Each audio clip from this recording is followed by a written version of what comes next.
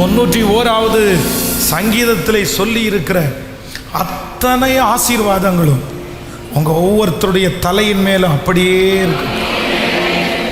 So எங்கள் வீட்டில் நிறைய மரணங்களை நாங்கள் பார்த்துட்டோம். எங்கள் வீட்டில் நிறைய ஆண் பிள்ளைகளுடைய மரணத்தை எல்லாம் பார்த்துட்டோம். நானும் மறிச்சிருவேனோ, இறந்துருவேனோ. எங்கள் அண்ணன் தம்பி யாருமே உயிரோடு இல்லை. ஆனால் உன்னதத்திலிருந்து தோன்றின அருணோதயம் நமக்கு என்ன கொடுக்குது அப்படின்னா, மரணத்திலிருந்து நம்மை விலக்கி காக்கிறது, மரண பயத்திலிருந்து நம்மை விலக்கி காண்பிக்கிறது. ஹல்லேலூயா. உங்களுடைய ஜீவனை குறித்து ஒரு நாளும் நீங்கள் கவலைப்பட வேண்டியதில்லை. உங்களுக்கு ஆண்டவர் குறித்திருக்கிற அந்த நேரம் வரைக்கும் யாரும் உங்களை பறித்து கொள்ள முடியவே முடியாது. நான் இந்த சம்பவத்தை உங்களுக்கு சொல்லியிருக்கிறேன். ஒருவேளை யாராவது ஒருத்தர் இந்த பயத்தோடு இருந்தால் கண்டிப்பாக இதை அவங்களுக்கு சொல்லுங்க. இந்த அரியலூர் போகிறதுக்கு முன்பாக துவாக்குடி அப்படின்ற ஒரு ஏரியா இருக்குது. அந்த பகுதியில் ஒரு ஒரு வயதான ஒரு அம்மா அப்பாவுக்கு ஒரு 7 பிள்ளைகள், யாருக்குமே திருமணம் ஆகலை. அப்போ அதனுடைய மூத்த மகனுக்கு ஒரு நாள் இரவு தூங்கி கொண்டிருக்கும் போது ஒரு சொப்பனம் வருது. என்ன சொப்பனம் அப்படின்னா, அவனுடைய வீட்டில் சென்டரில் ஒரு பெரிய பானையில் தங்கம் அப்படியே இருக்குது. அந்த தங்கத்தை கையில் எடுக்க போகலான்னு பார்த்தா ஒரு விஷ பாம்பு அதன் மேலே படுத்து கிடக்குது. அந்த மாதிரி ஒரு சொப்பனம். அவங்க அம்மா அப்பா 2 பேரும் வயலில் வேலைக்கு போகும்போது இடி விழுந்து 2 பேருமே ஒரே நாளில் இறந்துடுறாங்க. அந்த 7 பிள்ளைகளையும் காப்பாற்றக்கூடிய பொறுப்பு இந்த மூத்த சகோதரனுடைய கையில் வந்திருக்கு. அவர் தான் இந்த சொப்பனத்தை பார்க்குறாரு.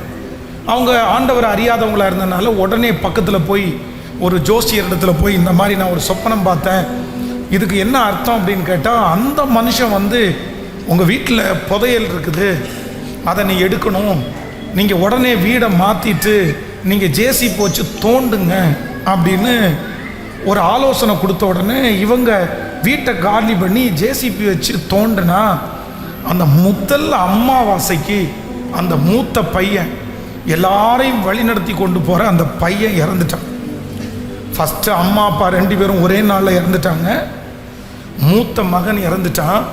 கண்டினியூவாக ஒவ்வொரு அமாவாசைக்கும் ஒருத்தர் இறந்தாங்க. அவங்க வீட்டில் 6 பிள்ளைகள் இறந்து 7வதாக அந்த கடைசி பையன் அடுத்த அமாவாசைக்கு நான் செத்துருவேன்ற அந்த மரண பயத்தில் அங்கேயும் இங்கேயும் ஓடி ஒரு பைத்தியக்காரனை போல, என்னை யாராவது காப்பாற்ற முடியுமா, என்னை யாராவது காப்பாற்ற முடியுமா, என் குடும்பத்தில் எல்லாருமே இறந்து போயிட்டாங்க, அடுத்த அமாவாசைக்கு நான் செத்துருவேன் அப்படின்னு போகும்போது ஒருத்தர் அங்கே இருக்கிற ஒரு ஆலயத்திற்கு போக சொல்லி, இந்த மாதிரி சர்ச்சுக்கு போ, கண்டிப்பாக அங்கே நல்லது நடக்கும். அந்த பையன் சர்ச்சுக்கு போகும்போது அந்த போதகர் நீ பயப்படாத, அடுத்த அமாவாசை நான் உன் கூட ராத்திரி முழுக்க நான் விழிச்சிருக்கிறேன், நீ கண்டிப்பாக நீ சாக மாட்ட. உடனே அந்த பையன் அந்த ஆலயத்திற்கு போய் அந்த அமாவாசை முழுவதும் முழு இரவு ஜெபத்தை அவனுக்காக பண்ணினார். அந்த பாஸ்டர் அவனோடு கூட இருந்து அவனுக்காக ஜெபித்தார். ஒரு மிகப்பெரிய ஆச்சரியம் என்னென்னா, அந்த அமாவாசைக்கு அந்த பையன் சாகலை.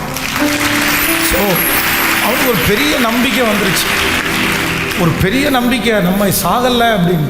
ஆனால் அடுத்த அமாவாசை வரும்போது அதே மாதிரி திரும்பவும் பயம், இல்லை போன அமாவாசைக்கு நான் சாகலை, ஆனால் இதில் நான் செத்துருவேன் போல தெரியுது, அது உடனே திருப்பி வாப்பா நான் உனக்காக ஜெபம் பண்ணுறேன் அப்படின்னு அந்த ஊழியக்காரர் அந்த மனுஷனுக்காக இரவு பகலாக இருந்து ஜெபித்தார். அடுத்த அமாவாசைக்கும் சாகலை. இப்படியே 3-4 அமாவாசை சாகிறதுக்குள்ள, அந்த மாறி போகிறதுக்குள்ள அந்த மகன் ரட்சிக்கப்பட்டு ஆண்டவரை ஏற்றுக்கொண்டு இன்றைக்கு அந்த துவாக்குடி என்கிற இடத்துல கர்த்தருக்காக ஒரு பெரிய ஊழியத்தை அவர் செய்தார். அதனால நான் நம்புகிறேன், கர்த்தருடைய கையிலேயே நம்முடைய காலங்கள் இருக்கிறது. நம்முடைய காலங்கள் கர்த்தருடைய கரத்திலேயே இருக்கிறது. மரித்து போனவர்களை நினைத்து நீங்கள் வருத்தப்பட வேண்டாம், நீங்கள் பயப்படவும் வேண்டாம். ஆண்டவர் உங்களுக்கும் எனக்கும் வாக்கு கொடுக்கிறார். மரண இருளை வெளிச்சமாக்குகிற ஒரு அருணோதயம் நம்முடைய வாழ்க்கையிலே வந்திருக்கிறது.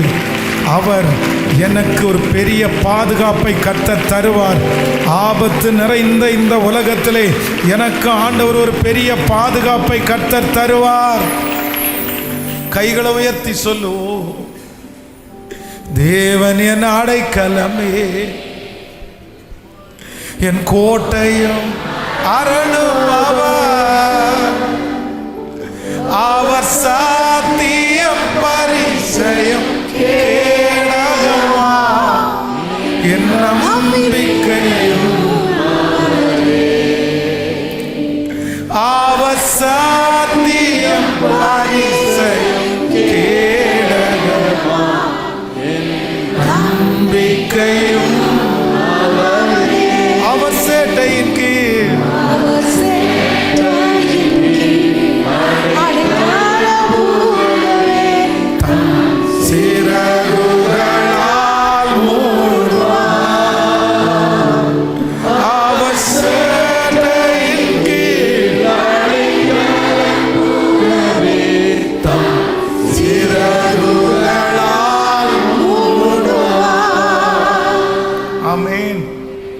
வாசிக்கலாம். அந்த 1ஆம் அதிகாரம் 78வது வசனத்திலிருந்து வாசிக்கலாம். லூக்கா எழுதின சுவிசேஷம் 1ஆம் அதிகாரம். அந்த காலத்திலும் மரண இருளில் உட்கார்ந்திருக்கிறவர்களுக்கு வெளிச்சம் தரவும், நம்முடைய கால்களை சமாதானத்தின் வழியிலே நடத்தவும் அவ்விரு கரத்தினாலே உன்னதத்திலிருந்து தோன்றிய அருணோதயம் நம்மை சந்திக்கிறது என்றார். நம்பர் 3, 3வது, யோவானுடைய தகப்பனாகிய சகரியாவுக்கு 3வது ஒரு பெரிய வெளிப்பாடு கிடைக்கிறது. அவனுடைய வாய் திறந்த உடனே, ஊமையன் பேச ஆரம்பித்த உடனே, ஃபர்ஸ்ட் நம்பர் 1 முதலாவதாக சொல்லுகிறார், எனக்காக ஒரு அருணோதயம் தோன்றி இருக்கிறது. அது எனக்கு முன்பாக இருக்கிற இருளை வெளிச்சமாக்குகிறது. 2வது, எனக்காக ஒரு அருணோதயம் தோன்றி இருக்கிறது. எனக்கு மரண இருளை என்னை விட்டு அகற்றுகிறது. 3வது, எனக்காக ஒரு அருணோதயம் தோன்றி இருக்கிறது.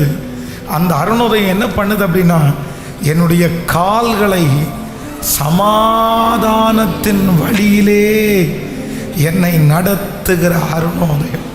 இந்த 7ஆம் நாள் ஜெபத்தில் இந்த சத்தத்தை கேட்கிற ஆண்டவருடைய பிள்ளைகளை, எல்லாமே எனக்கு இருக்கு, எல்லாமே எனக்கு இருக்குது.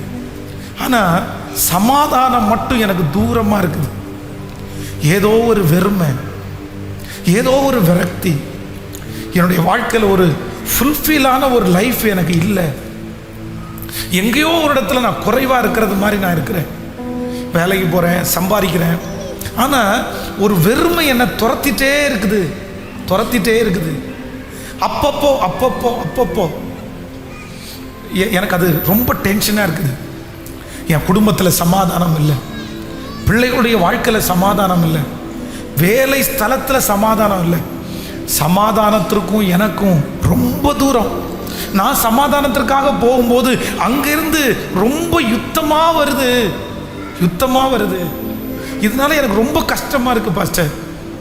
ஆனால் ஆண்டவர் இன்று வாக்கு கொடுக்கிறார், இந்த 7ஆம் நாளிலே உன் அலங்கத்திற்குள்ளே சமாதானத்தையும், உங்கள் அரண்மனைக்குள்ளே சுகத்தையும் கர்த்தர் தரப்போகிறார். இனம் புரியாத ஒரு சமாதானம் உங்கள் குடும்பங்களை ஆளுகை செய்ய போகிறது, உங்களை ஆளுகை செய்ய போகிறது. அவர் சமாதான காரணர். அவரை குறித்து வேதம் சொல்கிறது, எனக்கு பிறந்திருக்கிற அந்த அருணோதயம், அவர் சமாதானத்தை கொடுக்கிற கர்த்தர் அவர். ஹல்லேலூயா. ஆண்டவர் வாக்கு கொடுக்கிறார், என்னுடைய சமாதானத்தையே உனக்கு நான் வைத்து போகிறேன். நீங்கள் ஒன்று ரொம்ப கவனமாக கவனிச்சுக்கோங்க, உங்களுக்குள்ள இந்த சமாதானம் அப்படின்ற ஒன்று வரணும்னா நீங்கள் மனசார மன்னிக்காம கண்டிப்பாக சமாதானம் என்கிற ஒன்றை நீங்கள் எதிர்பார்க்கவே முடியாது. எங்க சமாதான குறைவாக இருக்குது. அவர்கள் தவறு செய்திருக்கலாம், அவர்களால் நீங்கள் வருத்தப்பட்டிருக்கலாம், அவர்களால் நீங்கள் நஷ்டப்பட்டிருக்கலாம், அவர்கள் உங்களை இவ்வளவு மோசமான ஒரு சூழ்நிலைக்கு கொண்டு வந்து விட்டுருக்கலாம். ஆனால் சமாதானத்திற்கு ஒரு திறவுகோல் இருக்குது, சமாதானத்திற்கு ஒரு கீவேர்டு இருக்குது. சமாதானத்தினுடைய திறவுகோல் என்ன தெரியுமா? நீங்கள் மனசார மன்னிக்கிறது தான் சமாதானத்தினுடைய திறவுகோல். நீங்கள் மன்னிக்காத வரைக்கும், நீங்கள் அந்த கசப்பை எடுத்து போடாத வரைக்கும், சரி பரவாயில்ல, நீ நஷ்டப்படுத்திட்ட, நீ பேசிட்ட, என்ன பண்ண முடியும்?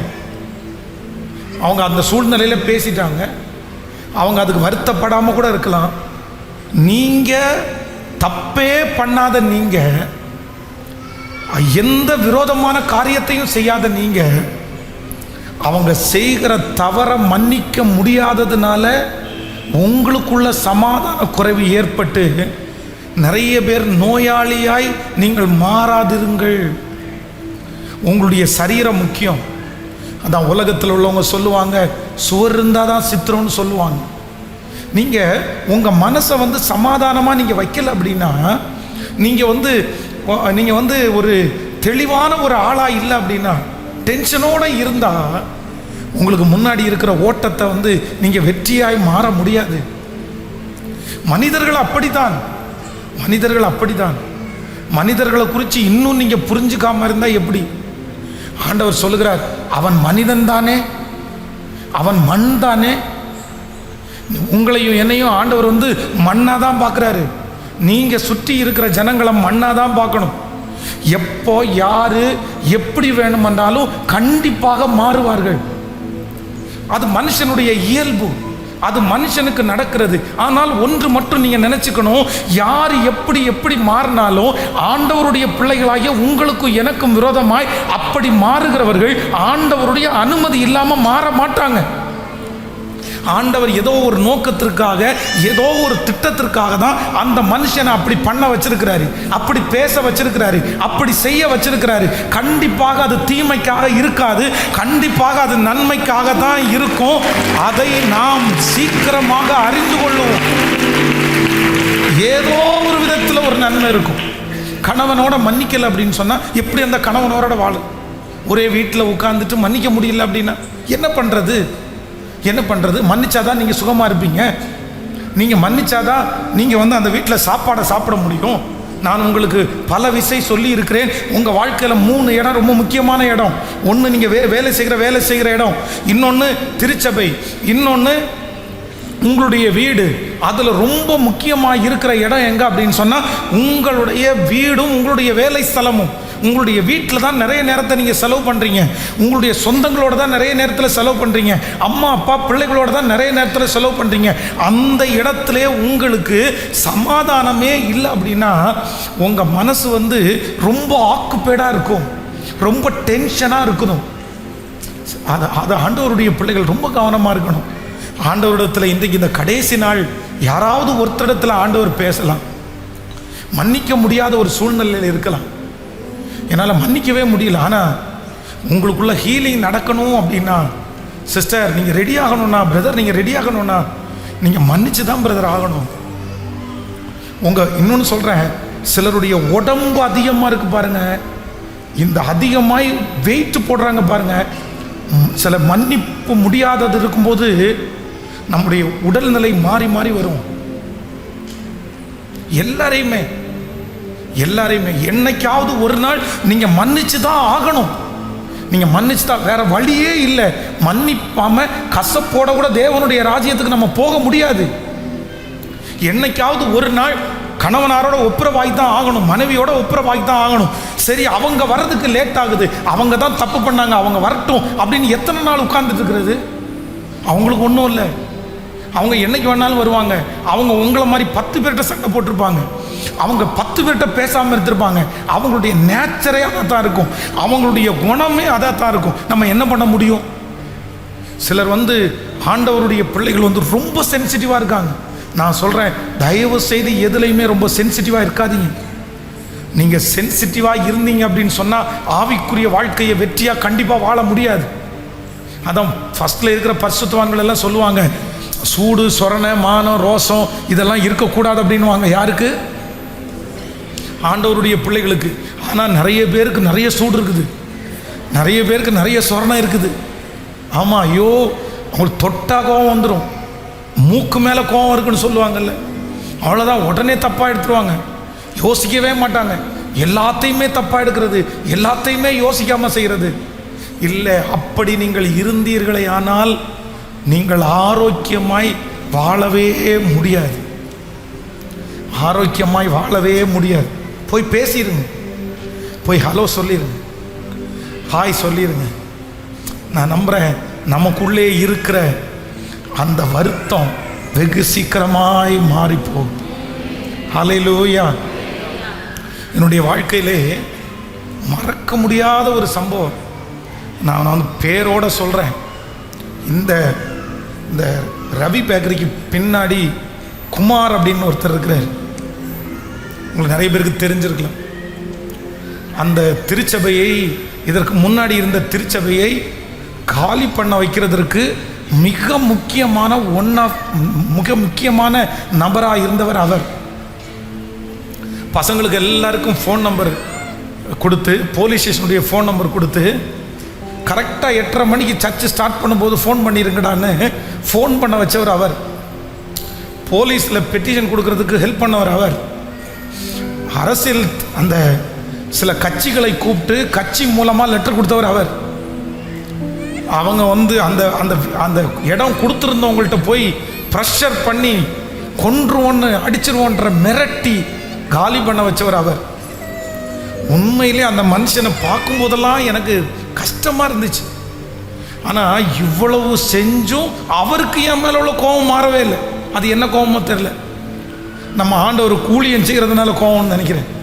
நம்ம ஒரு தொந்தரவும் போகல, ஆனால் கோபம்.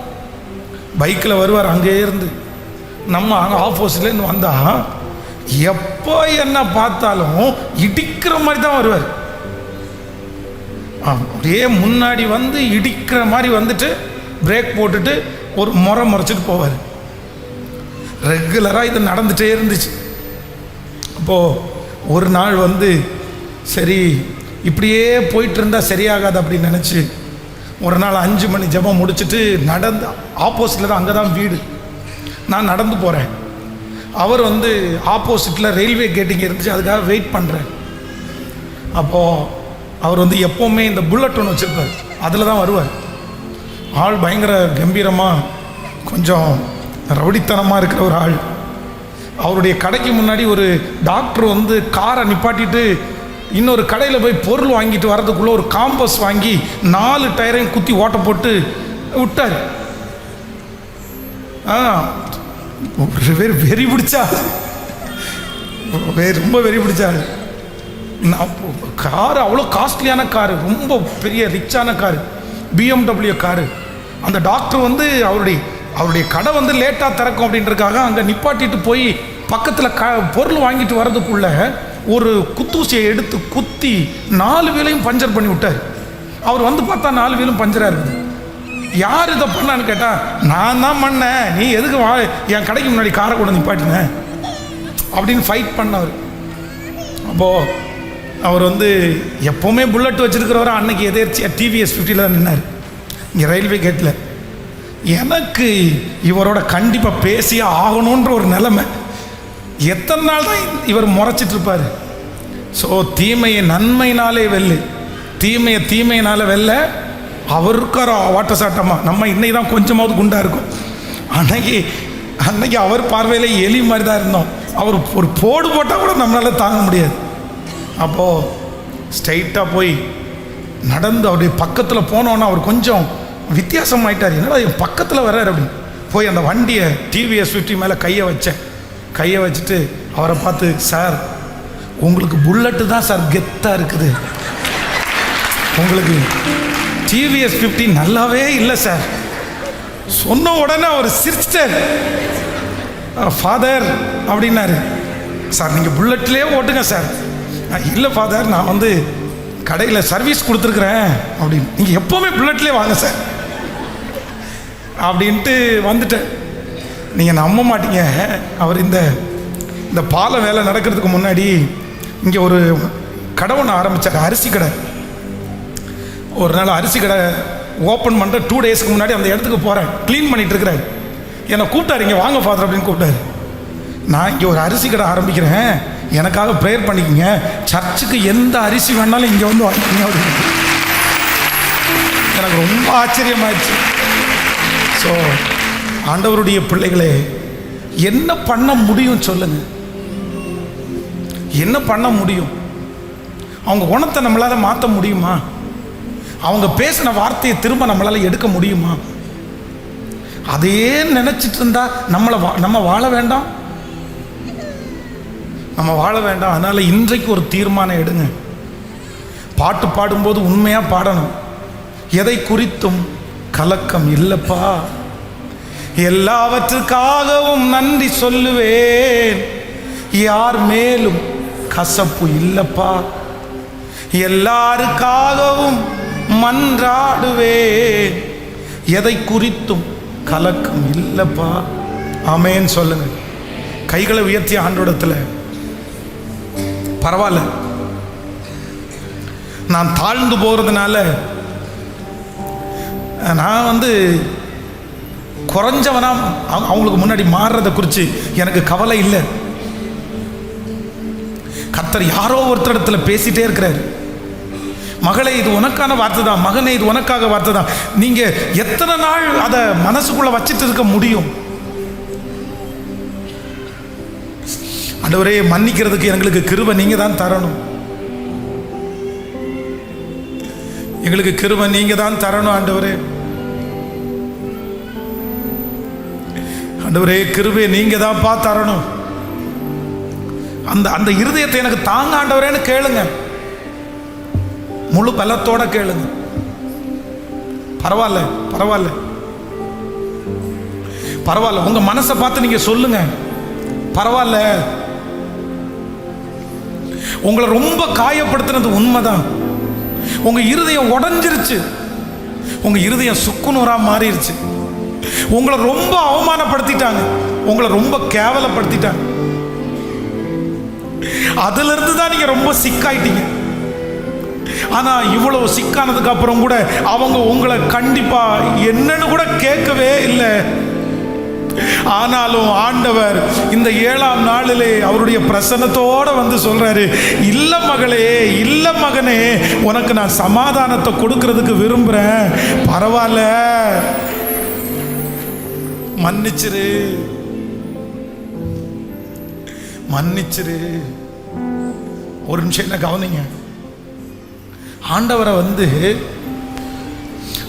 வந்து காரி மூஞ்சி மேல, சொல்லுங்க கேட்கல, யாராவது ஒருத்தர் நம்மளை காரி மூஞ்சி மேல துப்பியிருக்காங்கன்னா இல்லை. ஆனா நம்ம போகிற வழியில யாராவது ஒருத்தர் நம்ம மேல எரிச்சலா இருக்கிறவங்க, அவங்க கீழே துப்பும் போதே நம்மளால என்ன பண்ண முடியல? சொல்லுங்க, சத்தமா சொல்லுங்க. என்ன பார்த்துட்டு தாண்டா இவன் கீழே துப்புறான். யாராவது ஒருத்தர் உங்களை பார்த்துட்டு முறைச்சிட்டு கீழே துப்புனாங்க அப்படின்னா உங்களால தாங்கவே முடியாது. அந்த மனுஷனை சாகிற வரைக்கும் நீங்க மன்னிக்க மாட்டீங்க. என்னை பார்த்து காரி துப்புற, நீ இல்லை காரி துப்புறேன். ஆனா ஆண்டவர் துப்புனவங்க வந்து காரி கீழே துப்பல, காரி கீழே துப்பல. மத்தேயு எழுதின சுவிசேஷம் 26ஆம் அதிகாரத்தினுடைய 67வது வசனம் சொல்லுது, அப்பொழுது அவருடைய முகத்தில் துப்பி அவரை குட்டினார்கள், சிலர் அவரை கன்னத்தில் அறைந்து, கிறிஸ்துவே உம்மை அடித்தவன் யார்? அதை ஞான திருஷ்டினால் எங்களுக்கு சொல்லும் என்றார்கள். ஆனா அவருடைய வாயிலிருந்து என்ன வார்த்தை வந்துச்சு தெரியுமா? பிதாவே இவர்களை மன்னியும், இவர்கள் செய்கிறது. பிரதர், உங்களுக்கு மனுஷங்க செஞ்சது கொஞ்சம் தான் பிரதர். சிஸ்டர், உங்களுக்கு மனுஷங்க செஞ்சது கொஞ்சம் தான் சிஸ்டர்.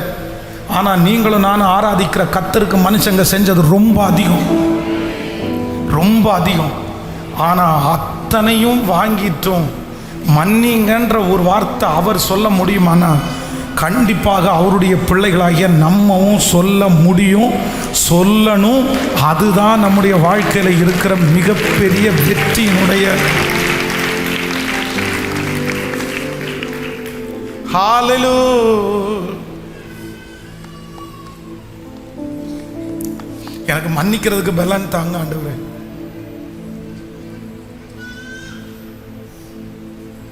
கேளுங்க.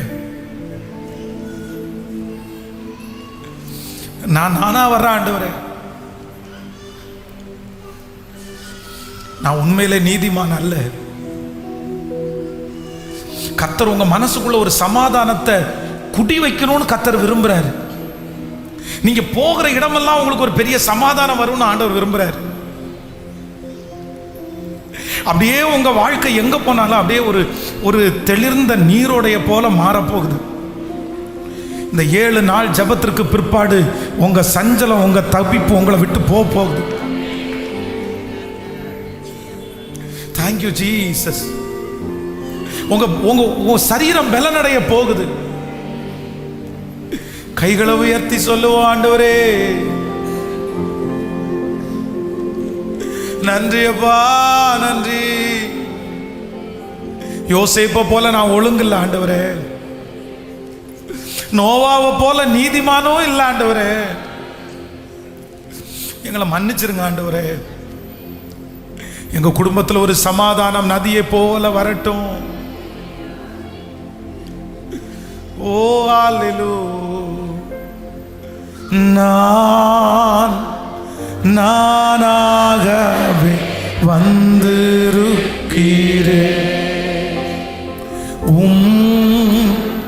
பிரசனத்தில் வந்து நிற்கிறேன். நீ இன்று ஏற்றுக்கொள்வீரா?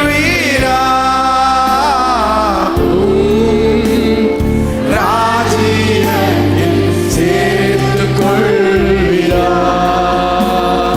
யோசேப்பை போல் நான் ஒழுங்கில்லையே, நோவாவை போல் நீதிமானும் இல்லை.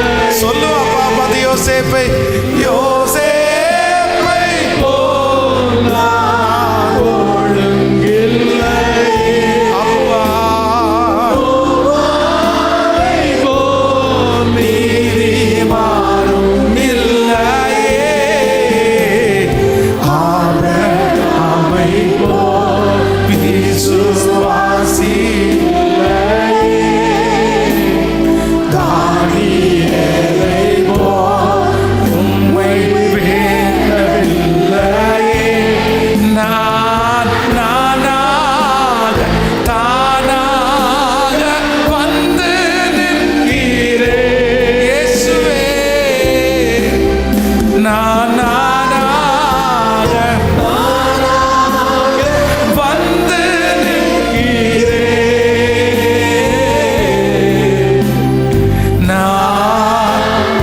நானாகவே வந்து நிற்கிறேன்.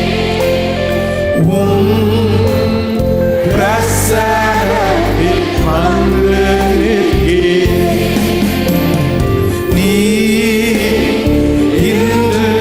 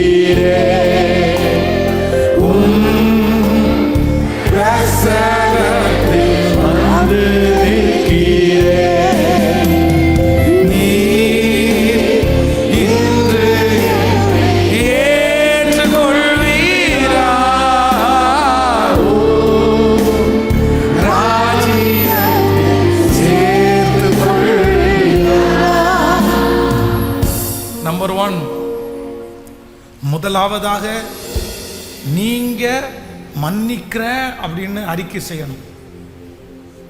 நம்பர் 2, முடிஞ்ச வரைக்கும் வசதி இருந்தா அவங்கள்ட்ட நீங்க என்ன மன்னிச்சுக்கோ, இல்லைன்னா நான் உன்னை மன்னிக்கிறேன் அப்படின்னு சொல்லணும். நம்பர் 3, ஆண்டவருடைய சமூகத்தில் போய் ஆண்டவரே என்னை மன்னிச்சிருங்க, நான் கசப்பை வச்சது தப்புன்னு சொல்லணும். இந்த 3 அறிக்கையும் நீங்க பண்ணாம கண்டிப்பா அந்த நபரிடத்தில் உங்களுக்கு என்ன வராது? சமாதானத்தை. ஃபர்ஸ்ட் உங்க மனசுல நீங்க என்ன சொல்லணும் தெரியுமா? நான் மனசார கேட்கல, உங்களை ரொம்ப வருத்தப்படுத்தி இருக்கலாம் ஆண்டவருடைய பிள்ளைய. என பேசின பேச்சை என்னால் மறக்கவே முடியல பாஸ்டர்.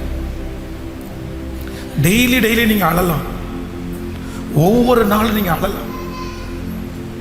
அவ்வளோ காயப்படுத்திட்டாங்க. யோசேப்பினுடைய சகோதரர்கள் தன்னை பேச்சின பேச்செல்லாம் மறக்க முடியாத பேச்சு. வித்து போடுறதுக்கு எப்படிப்பா உங்களுக்கு மனசு வந்துச்சு? இந்த அடிமைத்தனத்தில் வித்து போட்டா உன் தம்பியினுடைய காதுல கம்மலை போட்டு சாகிற வரைக்கும் வேலை வாங்குவான்னு உங்களுக்கு தெரியாது? அது ஒரு 20 வெள்ளிக்காசுக்கு என்ன வித்து போடுற அளவுக்கு நான் உங்களுக்கு என்ன தீமை செஞ்சேன்? யோசேப்பு என்ன தீமை செஞ்சான்? நீங்க ஆடை திருடி சாப்பிட்டத அப்பாட்ட போய் சொன்னது தப்பாப்பா? நீங்க ஆண்டவரோட நடங்கன்னு சொன்னது தப்பாப்பா? வேற என்ன? உங்க ட்ரெஸ்ஸை திருடனா, உங்க பணத்தை திருடனா? எத்தையுமே திருடல. முழுக்க தன்னுடைய சகோதரனுடைய நன்மையை மட்டும் விரும்பினவன் தான் யோசேப்பு. ஆனா அவங்க செஞ்ச காரியத்தை தன்னுடைய அப்பாவிடத்தில் போட்டு கொடுக்குறான்ற ஒரு காரணத்துக்காக, அவன் பார்த்த சொப்பனத்திற்காக. நீ எப்படி எங்க மேல அதிகாரியா இருப்ப? நீ சின்ன பையன் தானே, நாங்கெல்லாம் உனக்கு வணங்கணுமா, உன்னை கும்பிடணுமா? அப்படியெல்லாம் ஒன்றும் நடக்கக்கூடாது. வெறும் பொறாமை. அந்த பொறாமையினால 20 வெள்ளிக்காசுக்காக அவனை வித்து போட்டாங்கல்ல. அந்த காயம் எவ்வளவு பெருசு தெரியுமா? ஆனா இப்போ ஆண்டவர் யோசேப்பை மாற்றி பலப்படுத்தி கொண்டு போய் பார்வோனுடைய இடத்துல மேல உட்கார வைக்கிறார். ஆனா வேதம் சொல்லுது, யோசேப்பு தன்னுடைய சகோதரிடத்தில் நான் தான் யோசேப்பு அப்படின்னு சொல்லும் போது தன்னை சுற்றி இருக்கிற எல்லாரையுமே வெளியே போக சொன்னாராம்.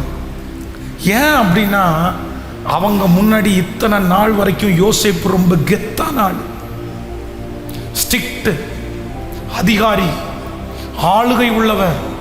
அந்த ஊர்ல பார்வோன் கடவுள், பார்வோனுக்கு இவன் தகப்பன். பார்வோன் ஏதாவது ஒன்று சொல்லனா யோசேப்பிட கேளுங்கப்பா. அந்த பொசிஷன் பார்த்தா நடுங்குவாங்க. ஐயா, திரும்பினா 10 பேர் நிற்பாங்க, கையை நீட்டுனா 10 பேர் என்னன்னு கேட்பாங்க. அப்படி பொசிஷன். எல்லாரையும் ஏன் வெளியே போக சொன்னார்னா, உங்க முன்னாடி இதுவரைக்கும் நான் அழல, ஆனா தன்னுடைய சகோதரர்களை பார்த்து நான் தான் யோசேப்புன்னு சொல்லும் போது அவனுடைய மனசு குமுறி 15 வருஷம் பாடுபட்டேனேப்பா, எனக்கு எவ்வளவு வருத்தம். ஒரு விதத்தில் ஆண்டவர் அவனை நடத்தினாலும் காரணம் இவங்க தானே. ஆனாலும் அவன் என்ன சொல்றான் தெரியுமா? நீங்க என்ன குழியில போட்டதை நினைச்சு வருத்தப்படாதீங்க, நான் உங்களை நல்லா பார்த்துக்குவேன், உங்க பிள்ளைகளை நல்லா பார்த்துக்குவேன், எதையுமே மனசுல வச்சுக்காதீங்க, பரவாயில்ல. ஜீவ ரட்சணை செய்யும்படியாக அந்த இடத்துல கூட தன்னுடைய சகோதரர்களை நீ என்ன தூக்கி போட்டல, நீ என்ன வித்து போட்டல அப்படின்னு கூட சொல்லாம, நீங்க என்ன வித்து போட்டதை நினைச்சு நீங்க என்ன பண்ணாதீங்க. ஏன் ஆண்டவர் யோசேப்பை உயர்த்த மாட்டாரு? ஏன் யோசேப்பை ஆண்டவர் ஆசீர்வதிக்க மாட்டாரு? இந்த மனசு. நீங்க வித்து போட்டதை நினைச்சு கவலைப்பட வேண்டாம். நான் 15 வருஷம் பாடுபடுறதை நினைச்சு கவலைப்படாதீங்க. ஜீவ ரட்சணை செய்யும்படியாக உங்களுக்கு முன்னாடி கர்த்தர் என்னை அனுப்பினார். உங்களுக்கு முன்னாடி கர்த்தர் என்னை அனுப்பினார். சிஸ்டர் மன்னிச்சிருங்க சிஸ்டர். அப்பதான் உங்க இருதயத்தில் இருக்கிற அந்த கனம் அப்படிதான், அப்பதான் அந்த வெயிட் உங்களை விட்டு போகும். கர்த்தர் நிறைய பேருடைய இருதயத்தை திசை திருப்புகிறத நான் பார்க்கிறேன். அப்படியே அழணும். எனக்கு மனசார அந்த அந்த அந்த கஷ்டத்தை நினைக்கும் போது அப்படியே அன்னைக்கு நீ அழுதுருக்க மாட்டீங்க, அன்னைக்கு அழுதுருக்க மாட்டீங்க. ஆனால் இன்னைக்கு உங்களுக்கு அப்படியே அழுக அப்படியே பொங்கி பொங்கி வருது அப்படின்னா நான் நம்புகிறேன் ஆவியானவர் உங்களுக்குள்ள ஏதோ ஒரு கிரியை செய்ய ஆரம்பிக்கிறேன். பரவாயில்ல, நீங்க கர்த்தர் சமூகத்தில் அழுது நான் மன்னிக்கிறேன் ஆண்டவரே, நான் மன்னிக்கிறேன் ஆண்டவரே சொல்லுங்க. கையை உயர்த்தி எல்லாரும் சொல்லுங்க, நான் மன்னிக்கிறேன், நான் மனசார மன்னிக்கிறேன் சொல்லுங்க முழு பலத்தோட. அப்படிப்பட்ட சூழ்நிலையில் இருக்கிற ஒவ்வொருத்தரும் சொல்லுங்க. கர்த்தர் உங்களுக்கு ஒரு சமாதானத்தை கர்த்தர் வர்ஷிக்க பண்ண போறார். யார் மேலையும் சமாதானத்திற்காக ஆண்டவர் இன்னைக்கு உங்களை உருவாக்கிட்டு இருக்கிறார். உங்களை ஆண்டவர் ரெடி பண்ணிட்டு இருக்கிறாரு. உங்களை ஆண்டவர் பக்குவப்படுத்திட்டு இருக்கிறாரு. மகளே, இதை மட்டும் நீ செஞ்சுட்டேன்னா போதும், உனக்கு சமாதானம் நதியை போல உனக்கு சமாதானம் கடந்து வரும். நன்றியப்பா, நன்றி. என்ன மன்னிச்சிருங்க ஆண்டவரே, என்ன மன்னிச்சிருங்க ஆண்டவரே. அந்த நபரை மன்னிக்கிறேன், அந்த நபரை மன்னிக்கிறேன். ஏதோ ஒரு காயம் உங்க இருதயத்தில் யார்கிட்டையுமே நீங்க இன்னும் சொல்லி இருக்கவே மாட்டீங்க. அதை மனசுக்குள்ள வச்சு பூட்டி பூட்டி பூட்டி பூட்டி இப்படி பண்ணிட்டானே, இப்படி பண்ணிட்டாளே, இப்படி பண்ணிட்டானே, என்னை இப்படி பண்ணிட்டாளே. சொல்லுங்க, உங்க சத்தத்தை உயர்த்தி சொல்லுங்க, மன்னிக்கிற ஆண்டவரே, மன்னிக்கிற ஆண்டவரே. அந்த சத்தம் அப்படியே கொஞ்சம் கொஞ்சமா எழும்பி வந்துடட்டும்.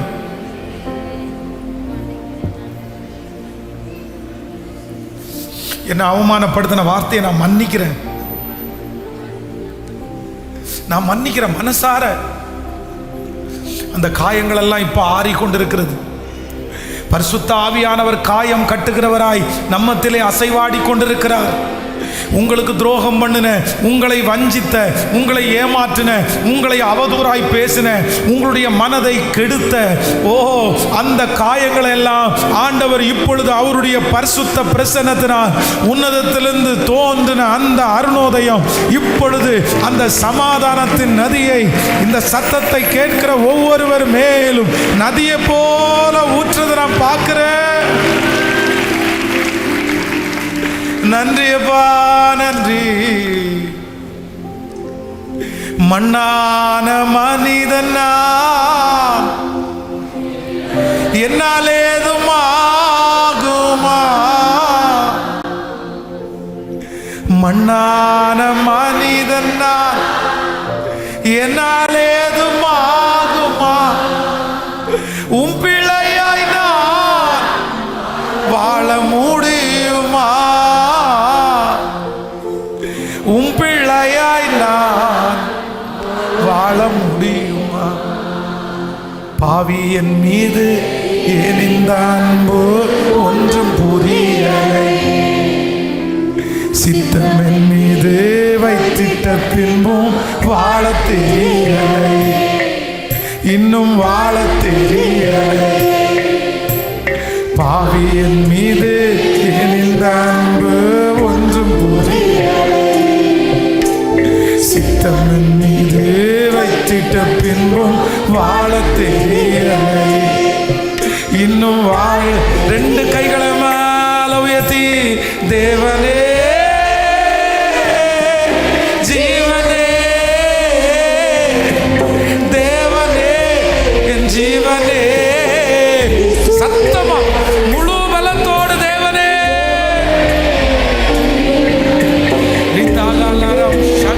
ஜெபிக்கிறவங்க ஜெபிங்க, ஒப்பு கொடுக்கிறவங்க ஒப்பு கொடுங்க, பாடுறவங்க அப்படியே பாடிட்டே இருங்க. ரிதலரம் தனரகதலரம். ஓ தேவனே,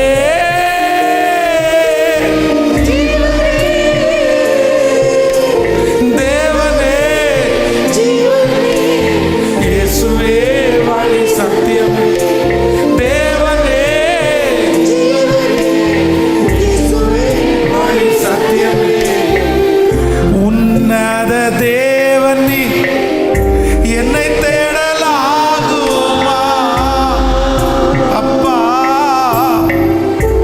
உன்னத தேவன் நீ, என்னை தேடலாகுமா, உம்மோடு நான் வாழ முடியுமா அப்பா, உம்மோடு. அந்த ஒரே ஒரு வாய்ப்பை திரும்ப தாங்க ஆண்டவரே, அந்த ஒரே ஒரு வாய்ப்பை திரும்ப தாங்கப்பா. வேற ஒண்ணுமே நீங்க எனக்கு தராட்டா கூட பரவாயில்லப்பா, வேற ஒண்ணுமே நீங்க எனக்கு தராட்டா கூட பரவாயில்லப்பா. உங்களோட வாழ்கிற அந்த உறவு, பரிசுத்தமா வாழ்ற அந்த உறவு, நீங்க என் கூட பேசுறீங்கன்ற அந்த உறவு, அந்த உறவை இந்த 7ஆம் நாள்ல நீங்க எத்தனையோ நல்ல வார்த்தையெல்லாம் பேசுனீங்க, எத்தனையோ வாக்குத்தத்தத்தை பேசுறீங்க, எனக்கு எல்லாமே உற்சாகமா இருந்துச்சு. ஆனா இந்த கடைசி நாள் எல்லா வார்த்தையை விட ஒரு வார்த்தை, உங்களோட நடக்கக்கூடிய வாக்கியத்தை மட்டும் எனக்கு தாங்க ஆண்டவரேன்னு சத்தத்தை உயர்த்தி எஸ் பிரைஸ். நிறைய பேர் ஆண்டவர் அவரோடு கூட இணைக்கிறார், அவரோடு கூட இணைக்கிறார். நீங்க ஆண்டவருக்கு தேவை மகனே, நீ ஆண்டவருக்கு தேவை மகளே, நீ ஆண்டவருக்கு தேவை. எப்ராயிமே, எப்ராயிமே, உன்னை நான் எப்படி கைவிடுவேன், எப்படி உன்னை விட்டுருவேன்? நீ என்னை விட்டு போனதிலிருந்து என் இருதயம் உனக்காக துடிக்குது. நீ எப்ப வருவ, நீ எப்ப என்னிடத்துல சேருவ? உனக்கு ஏன் இந்த காரணம் இல்லாத காயம்? எதுக்கு உனக்கு வருத்தம்? எனக்கு எதுக்கு உனக்கு விரக்தி? இல்ல, கையை உயர்த்தி எனக்கு ஒண்ணுமே இல்லைன்னா கூட பரவாயில்ல, நீங்க எனக்கு வேணும்னு சத்தத்தை உயர்த்தி ஜெபிங்க, சத்தத்தை உயர்த்தி. வாலிப தம்பி தங்கச்சி முழு பலத்தோடு ஏசப்பாட்ட, நீ நல்லவன், நீ நல்லவன், நீ நல்லவன். என்னை விட்டு மாயை பின்பற்றி போகிறதற்கு, என்னை விட்டு மாயை பின்பற்றி போவதற்கு என்னிடத்துல நீ என்ன அநியாயத்தை கண்ட? யாரோ ஒருத்தரை பார்த்து ஆண்டவர் பேசுறாரு, என்னை விட்டு நீ இவ்வளவு தூரம் போகிறதற்கு, இவ்வளவு கேவலமா நீ நடந்துக்கிறதுக்கு, இவ்வளவு அசுத்தமா நீ நடக்கிறதுக்கு நான் உனக்கு என்ன குறை வச்சேன்? நான் எதுல உனக்கு குறை வச்சேன்? நான் உனக்கு என்ன செய்யல?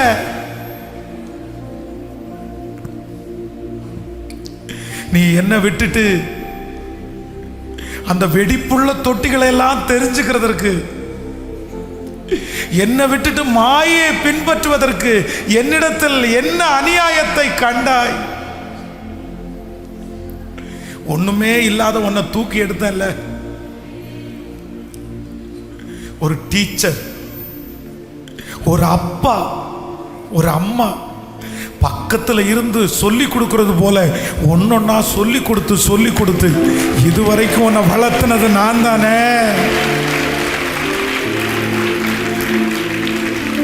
இந்த உலகத்துல உன்னை பெற்று வளர்த்தின அப்பா கூட இது தப்பு இது சரின்னு சொல்லல. ஆனா நான் உன்னை முன்னாடி உட்கார வச்சு நான் சொல்லி கொடுத்து வளர்த்தினல்ல. நீ அறியாததும் உனக்கு எட்டாததும் செஞ்சன. ஆனா என்னை விட்டு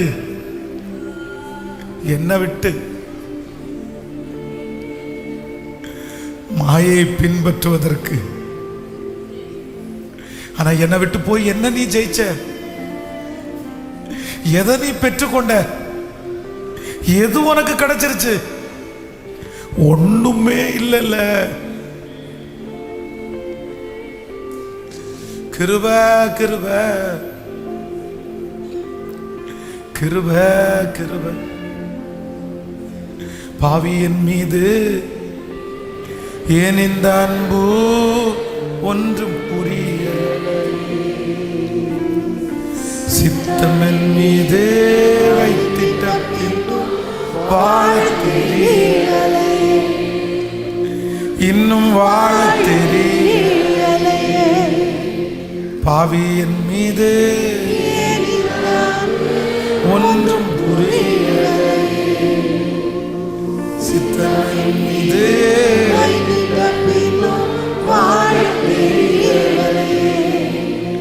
இன்னும் வாழ தெரியலை. தேவனே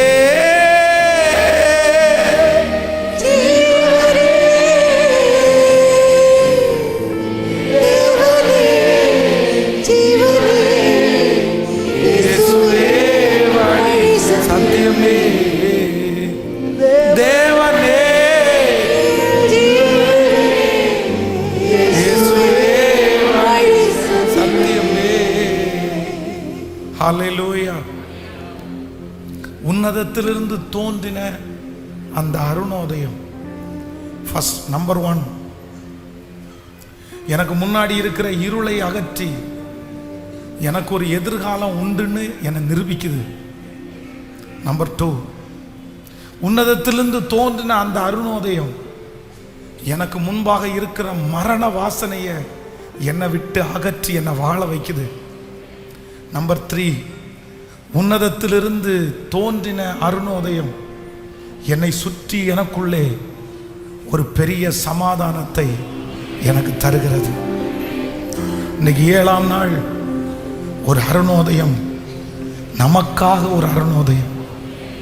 நமக்கு ஒரு குமாரன் கொடுக்கப்பட்டார், நமக்கு ஒரு பாலகன் பிறந்தார். கர்த்தத்துவம் அவர் தோளின் மேல் இருக்கிறது. அவர் சமாதான பிரபு, அவர் சமாதான பிரபு, அவர் சமாதான பிரபு.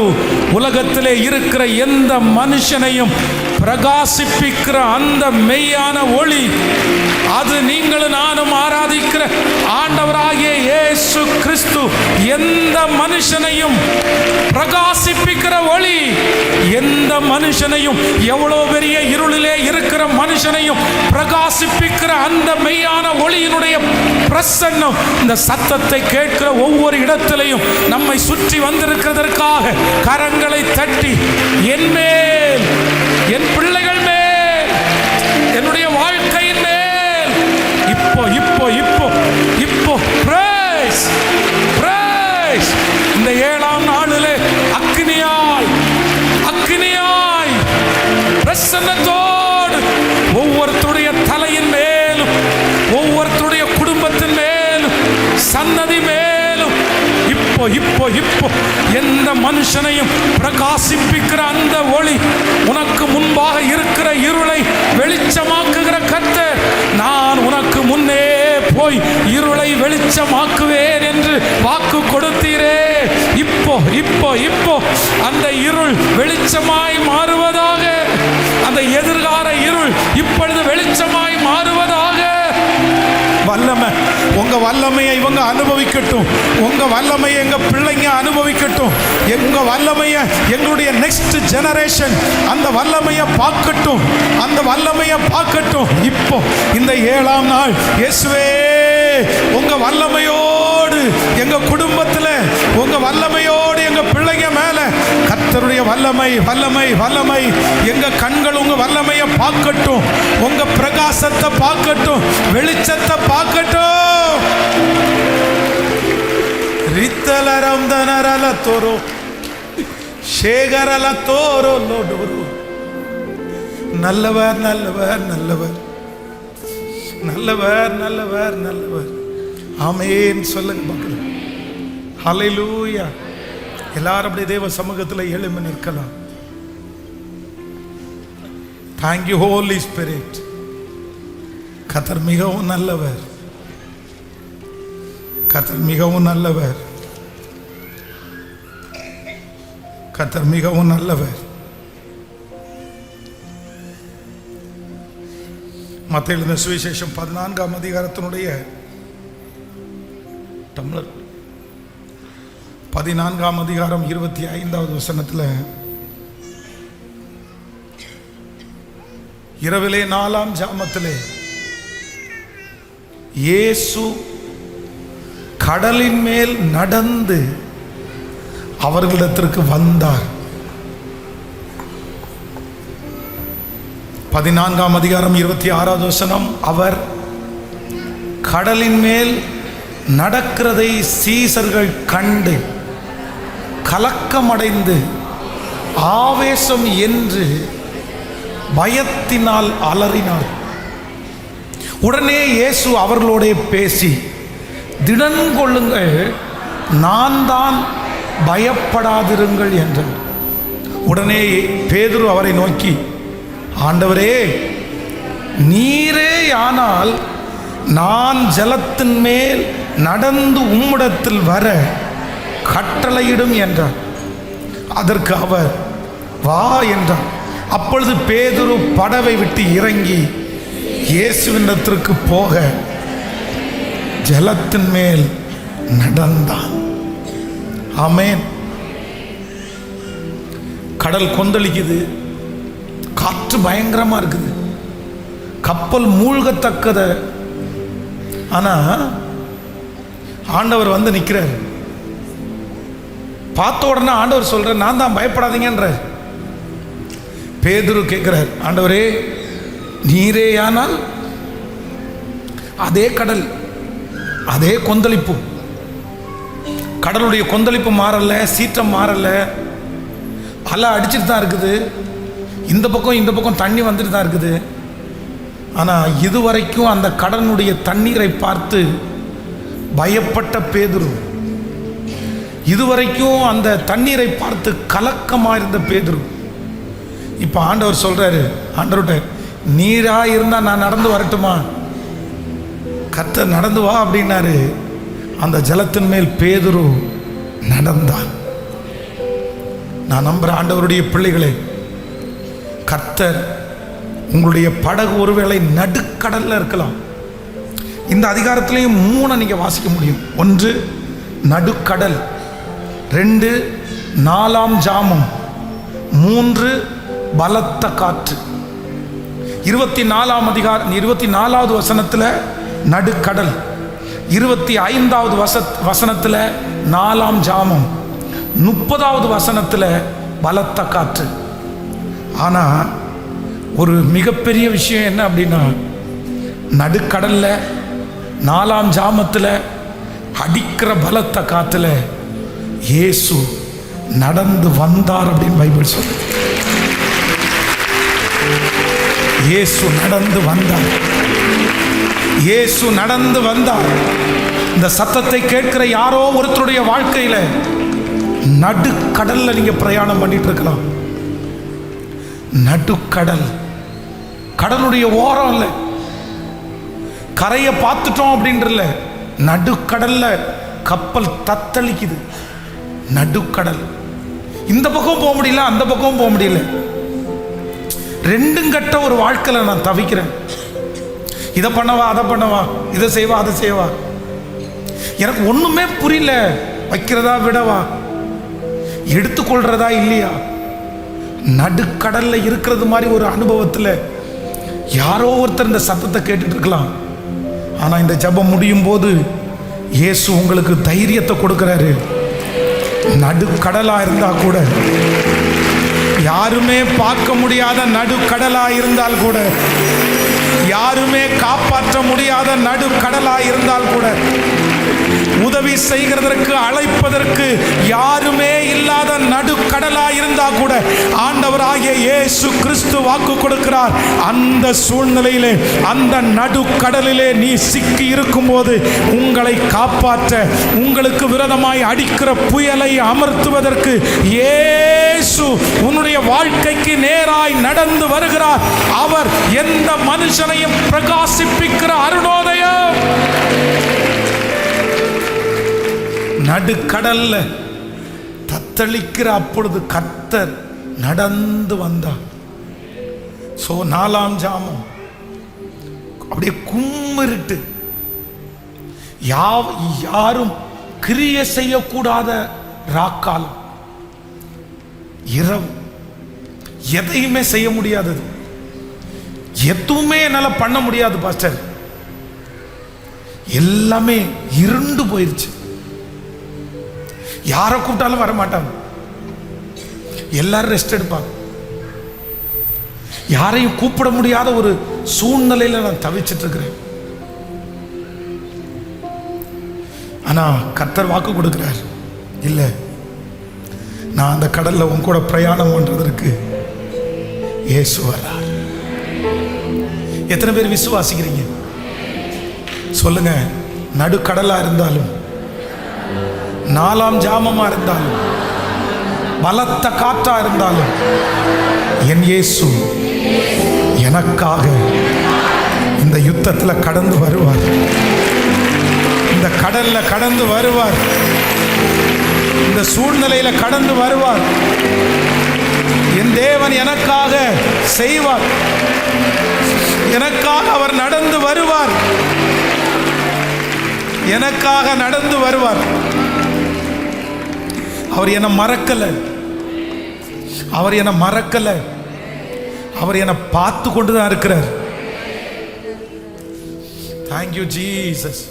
ஒரு 10 டைம் அறிக்கை செய்ய போறோம். நடுக்கடல், நாலாம் ஜாமம், பலத்த காற்று.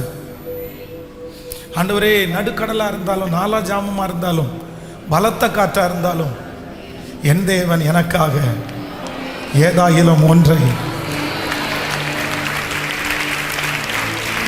செய்வார். ஸோ உங்களுக்கும் ஆண்டவருக்கும் இருக்கிற ரிலேஷன்ஷிப், உங்களுக்கும் ஆண்டவருக்கும் இருக்கிற இன்டிமேசி, உங்களுக்கும் ஆண்டவருக்கும் இருக்கிற உறவு, இந்த 7 நாட்களும் சொன்ன அத்தனை வாக்குத்தத்தத்திற்கும் ஒரு கீவேர்டு இருக்குப்பா. வாலிப தம்பி, ஒரு கீவேர்டு இருக்குது. நீங்க இந்த வாக்குத்தத்தத்தை சுதந்திரிக்கணுமா, நீங்க இந்த வாக்குத்தத்தத்தை பெற்றுக்கொள்ளணுமா, பேசின 7 நாட்கள் சொன்ன அத்தனை வாக்குத்தத்தமும் சிலருக்கு வெறுமையா திரும்பிடும், சிலருக்கு மாறவே மாறாது. ஆனா யாருக்கு இது நடக்கும் தெரியுமா? அவரோட உண்மையான உறவில் இருக்கிறவங்களுக்கு கண்டிப்பா இது சாத்தியம். இது கண்டிப்பா நடக்கும். கைகளை உயர்த்தி சொல்லுவோம்.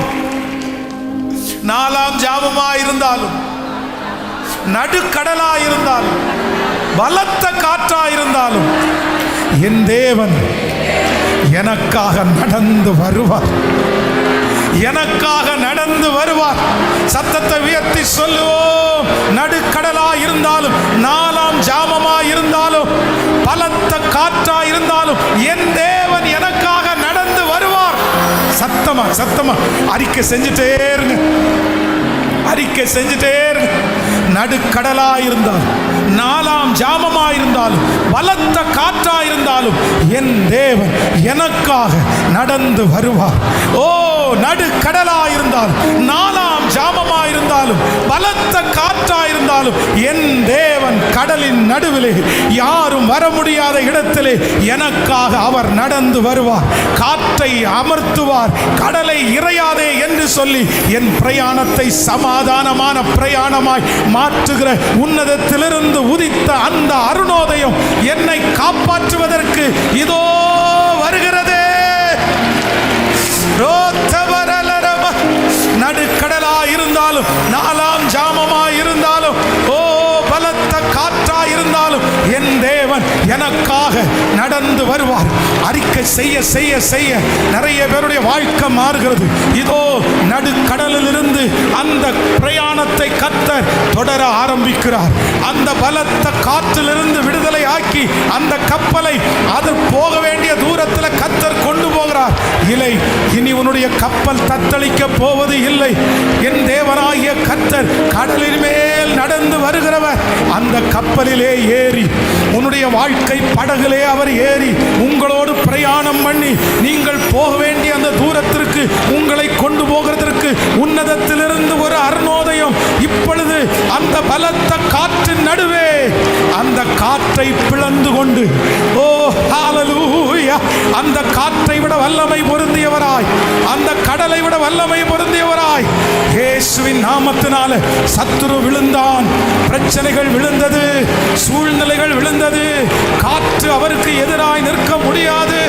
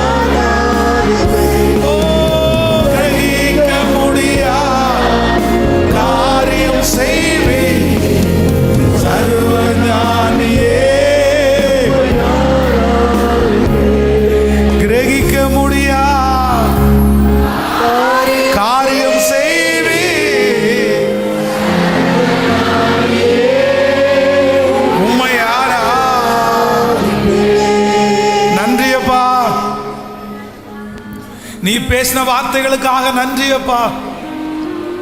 இந்த 7 நாட்களும் எங்களோடு நீர் இருந்ததற்காக நன்றி ஆண்டவரே. எங்களை தைரியப்படுத்தினதற்காக நன்றி ஆண்டவரே. எங்களை உம்மோட சேர்த்ததற்காக நன்றி ஆண்டவரே.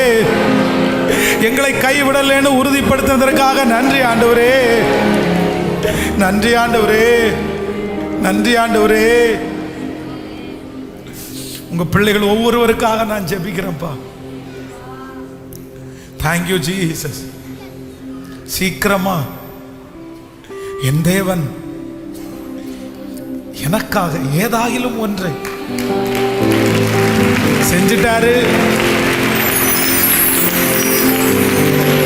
நான் கிரகிக்க முடியாத காரியத்தை கர்த்தர் எனக்கு செஞ்சிட்டார்.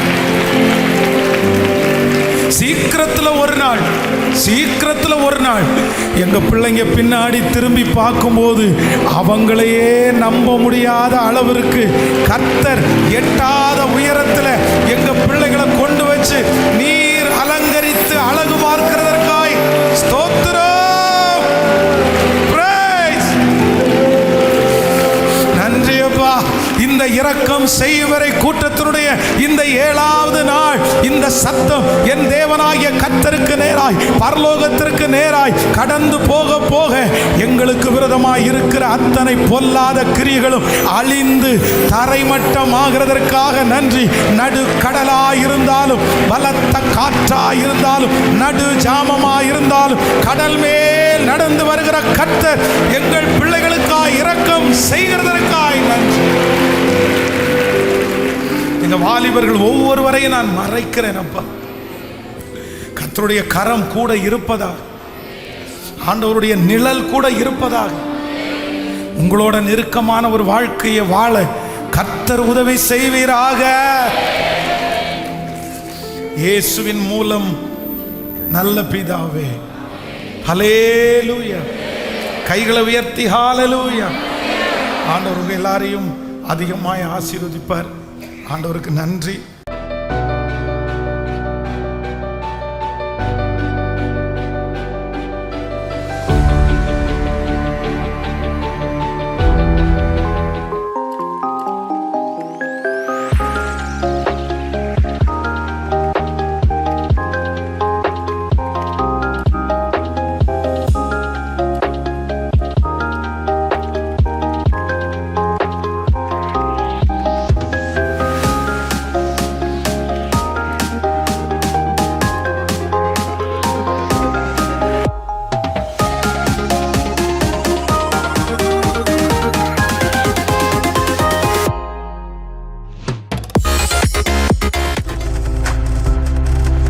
நீங்கள் பார்த்து கொண்டிருப்பது உங்கள் ஜாய் டிவி. உங்கள் துக்கம் சந்தோஷமாய் மாறும்.